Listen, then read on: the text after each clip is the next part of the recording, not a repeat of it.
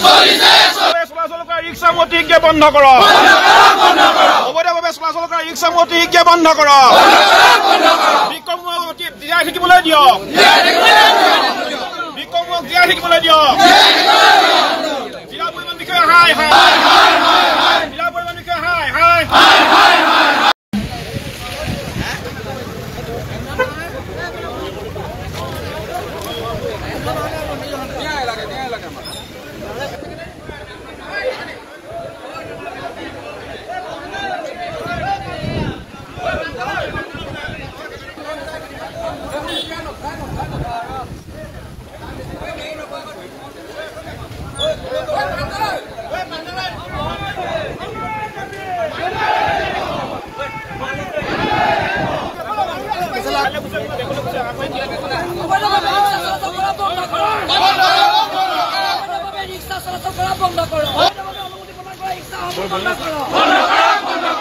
মাধ্যমৰ জৰিয়তে আমি দুটামান কথা অতি স্পষ্টকৈ আমি কৈ দিব বিচাৰিছো।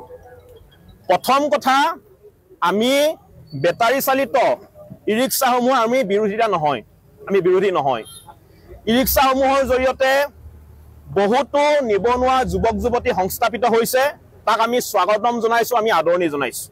কিন্তু কথা হৈছে, নিবনুৱাৰ নাম লৈ এছাম পুঁজিপতি ব্যক্তিয়ে ২০-২৫খনকৈ বেটাৰী ৰিক্সা কিনি সন্দেহযুক্ত কিছুমান মানুহৰ হাতত গতাই দি শিৱসাগৰ জিলাখনত মাছৰ পোনা মেলা দি মেলি দিব আৰু আমি চাই থাকিম, এইটো কেতিয়াও সম্ভৱ নহয়, হ'ব নোৱাৰে। দ্বিতীয় কথা হৈছে যে প্ৰতিখন কমাৰ্চিয়েল ভেহিকুল চলিবৰ কাৰণে, চলাচল কৰিবৰ কাৰণে শিৱসাগৰ জিলা বা অসমৰ বিভিন্ন জিলাৰ পৰিবহণ বিষয়াৰ কাৰ্যালয়ৰ পৰা এটা ৰোড পাৰ্মিট দিয়া হয়। কিন্তু শিৱসাগৰত বহুত সংখ্যক ই ৰিক্সাই শিৱসাগৰ জিলাৰ পৰিবহণ বিষয়াৰ আইন সম্পূৰ্ণৰূপে অমান্য কৰি, উলংঘা কৰি তেওঁলোকে নিজৰ ইচ্ছামতে এটা সংগঠনৰ লগো লগাই নিজৰ ইচ্ছামতে আইন কানুন অমান্য কৰি শিৱসাগৰত চলি আছে।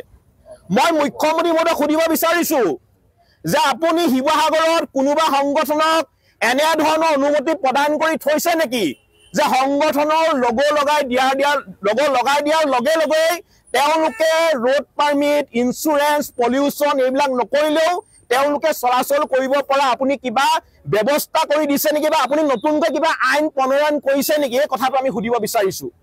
যদি কোনোবা সংগঠনৰ লগো লগাই কোনোবাই নিজ ইচ্ছামতে ঘূৰি ফুৰিব পাৰে, আইন অমান্য কৰিব পাৰে, তেতিয়াহ'লে আজিৰ তাৰিখত অসমৰ ৯০% মানুহ কোনোবা হয় জাতীয় জনগোষ্ঠীয় দল সংগঠন বা কোনোবা ৰাজনৈতিক দলৰ লগত প্ৰত্যক্ষ আৰু পৰোক্ষভাৱে জড়িত হৈ আছে।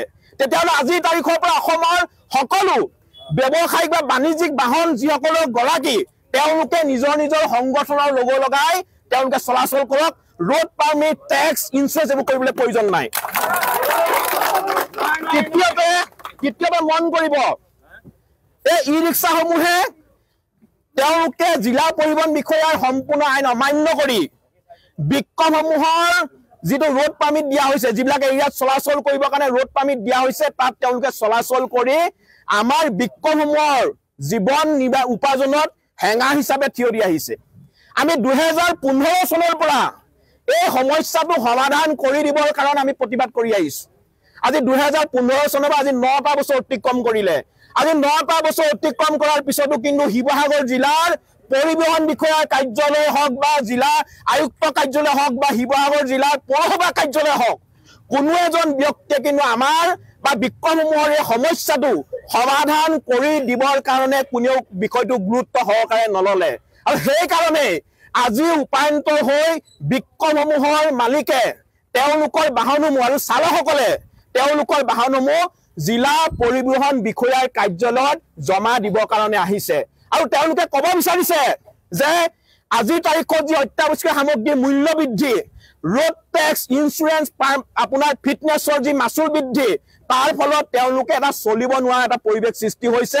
আৰু ইয়াৰ লগতে আপোনাৰ বেটাৰী চালিত ৰিক্সাসমূহৰ অটপালি আছেই। গতিকে আজি শিৱসাগৰ জিলা বিক্ষোভ সন্থাই এটাই দাবী কৰিছে যে শিৱসাগৰ জিলা পৰিবহণ বিষয়াই এই বিক্ষোভসমূহৰ মালিকসকলৰ পৰা তেওঁলোকৰ বিক্ষোভসমূহ তেওঁ সমজি লওক আৰু তাৰ সলনি এওঁলোকক অন্য কিবা সংস্থাপন দিয়াৰ কাৰণে অসম চৰকাৰকৈ ব্যৱস্থা গ্ৰহণ কৰক নহলে এই প্ৰতিবাদ অবিৰতভাৱে চলি থাকিব আৰু এটা কথা ক'ব বিচাৰিছো শিৱসাগৰ জিলাত এতিয়া আপোনাৰ গেলামালৰ দোকানৰ দৰে বেটাৰী চালিত ৰিক্সাসমূহ ডিলাৰ গঢ়ি উঠিছে ইয়াত জিলা পৰিবহণ বিষয়া কোনোবা ব্যক্তি আছে যি ব্যক্তিয়ে হেই আপোনাৰ ডিলাৰসমূহৰ লগত তেওঁলোকে গোপন বুজাবুজি কৰি এটা মোটা অংকৰ ধনৰ বিনিময়ত তেওঁলোকে এই ধৰণে ৰিক্সাসমূহ চলাচল কৰিবৰ কাৰণে পাৰ্মিশ্যন দি আছে মই বাৰে বাৰে কৈছো যে আমি ই ৰিক্সাসমূহৰ বিৰোধী নহয় আমি বিৰোধিতা কৰা নাই কিন্তু আইন কানুন সম্পূৰ্ণৰূপে মানি লৈ চলাব লাগিব